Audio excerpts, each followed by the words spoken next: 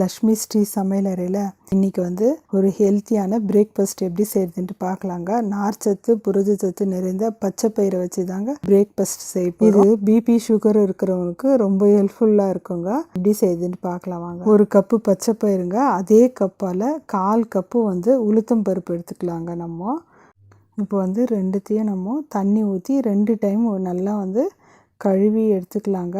பச்சை பயிரும் உளுத்தம் பருப்பும் நல்லா கழுவி எடுத்துக்கலாங்க. கழுவிட்டு நம்ம தண்ணி ஊற்றி கொஞ்சமாக ஊற வச்சுக்கலாங்க. ஊற வச்சு ஒரு தட்டு போட்டு மூடி நம்ம வந்து 3 ஹவர் இல்லைன்னா 4 ஹவர் வந்து ஊறட்டோங்க.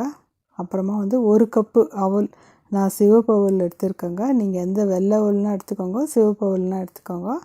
அது வந்து 1 கப்பு எடுத்து அதையும் வந்து 2-3 டைம் நம்ம வந்து நல்லா அவலை வந்து நல்லா கழுவிக்கலாங்க. அவலை கழுவிட்டு அதில் வந்து நம்ம கொஞ்சமாக தண்ணி ஊற்றி நம்ம வந்து ஊற வைக்கணுங்க. அவளையும் நம்ம ஊற வச்சு எடுத்துக்கலாங்க. அவல் வந்து சீக்கிரம் ஊறிடும், ஆனால் பச்சை பயிர் வந்து லேட்டாக ஊறுங்க. அதனால் 3 ஹவர் 4 ஹவர் ஊற வச்சுக்கலாம். இப்போ பாருங்கள், பச்சை பயிர் வந்து நல்லா ஊறிடுச்சு. அவலும் வந்து அதே போல் நல்லா ஊறிடுச்சுங்க. பாருங்கள், அவலும் வந்து நல்லா ஊறிடுச்சு. மிக்சியில் இப்போ நம்ம வந்து பச்சை பயிர் ஊற வச்சோம் பாருங்கள். பச்சை பயிர் உளுத்தம் பருப்பும் அதை போட்டுக்கலாம். அது போட்டினோடனே நம்ம 2 பச்சை மிளகாய் போட்டுக்கலாங்க. கொஞ்சமாக இஞ்சி போட்டுக்கோங்க. அப்புறமா வந்து 1 ஸ்பூன் வந்து சீரகம் போட்டுக்கோங்க.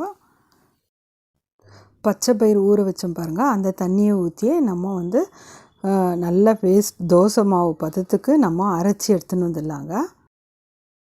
பாருங்கள், இந்த மாதிரி நைஸாக நம்ம அரைச்சி எடுத்துன்னு வரணுங்க. நைஸாக அரைச்சி எடுத்துன்னு வந்துட்டோங்க. இப்போ ஒரு பவுலில் நம்ம ஊற்றிக்கலாங்க. இப்போ வந்து அவலும் வந்து நம்ம போட்டு அதே போல் மிக்ஸி ஜாரில் அவல் போட்டு நைஸாக அரைச்சின்னு வந்துடலாங்க. இதுக்கு வந்து பச்சை மிளகாய் இஞ்சி அதெல்லாம் போட தேவையில்லைங்க. இப்போ தண்ணி ஊற்றி நைஸாக அரைச்சின்னு வந்துட்டோம் பாருங்கள். அதையும் வந்து பச்சை பயிர் போட்டு வச்சோம் பாருங்கள் பவுலில், அதிலே போட்டுக்கலாம். நம்ம மிக்ஸி அலம்பி கொஞ்சம் தண்ணி ஊற்றிக்கலாங்க. இப்போ வந்து நம்ம உப்பு போட்டுக்கலாங்க. நான் 1/2 ஸ்பூன் உப்பு போட்டு நல்லா நம்ம தோசை மாவு பதத்துக்கு நம்ம நல்லா கரைச்சி வச்சிடலாங்க. தண்ணி பத்தலைனா கொஞ்சம் தண்ணி ஊற்றி மிக்ஸ் பண்ணி தோசை மாவு பதத்துக்கு நம்ம கரைச்சி வைக்கலாங்க. 2 ஹவர் இல்லைன்னா 3 ஹவர் புளிக்க வச்சுக்க. மாவு பாருங்கள் 2 ஹவரில் நல்லா புளிச்சிச்சுங்க. இது ஒரு பக்கம் இருக்கட்டுங்க. இப்போ வந்து நம்ம கேஸ் ஆன் பண்ணிவிட்டு கடாய் வச்சுக்கலாங்க. கடாயில் வந்து 2 ஸ்பூன் எண்ணெய் ஊற்றிக்கலாம். கொஞ்சமாக வந்து 1/4 ஸ்பூன் வந்து கடுகு போட்டுக்கலாம். கடுகு பொரிஞ்ச உடனே கொஞ்சமாக சீரகம் போட்டுக்கலாங்க. வந்து 1 பச்சை மிளகாய் வந்து நான் கட் பண்ணி வச்சுருக்கேன், 2 அது போட்டுக்கலாம். அப்புறமா வந்து 1 வெங்காயத்தை வந்து நான் கட் பண்ணி வச்சுருக்கேன், அதை வந்து சின்ன சின்ன துண்டாக வெங்காயம் கட் பண்ணி வச்சுருக்காங்க, அது போட்டுக்கலாம். வெங்காயம் வந்து நல்லா வதங்கிடணுங்க. வதங்கிட்ட உடனே இப்போ வந்து நம்ம முருங்கைக்கீரை வந்து 2 கைப்பிடி அளவு நான் கழுவி வச்சுருக்கேங்க. அந்த முருங்கைக்கீரையை போட்டு நல்லா வதக்கி கொடுக்கலாங்க. முருங்கைக்கீரையில் நிறைய ஹெல்த் பெனிஃபிட் நிறைய இருக்குதுங்க. முருங்கைக்கீரையை நம்ம அடிக்கடி உணவில் சேர்த்துக்கிறதுனால ஹேர் ஃபால் நம்மளுக்கு கம்மியாகுதுங்க. கால்சியம் நிறைய இருக்குதுங்க. அதே போல் ப்ளட் சுகரை வந்து கண்ட்ரோலாக வச்சுக்குது. முருங்கைக்கீரை நல்லா வதங்கிடுச்சுங்க. நம்ம வந்து இப்போ கேஸ் ஆஃப் பண்ணிவிட்டு ஒரு 5 நிமிஷம் ஆறட்டுங்க. இப்போ ஆறின முருங்கைக்கீரையை இந்த மாவில் வந்து நம்ம போட்டு நல்லா மிக்ஸ் பண்ணி கலக்கி எடுத்துக்கலாங்க. கேஸ் ஆன் பண்ணிவிட்டு தவா வச்சுக்கலாங்க. தவா நல்லா காஞ்சிச்சுங்க. இப்போ வந்து நம்ம ஊத்தாப்பமாக ஊற்றி எடுத்துக்கலாங்க.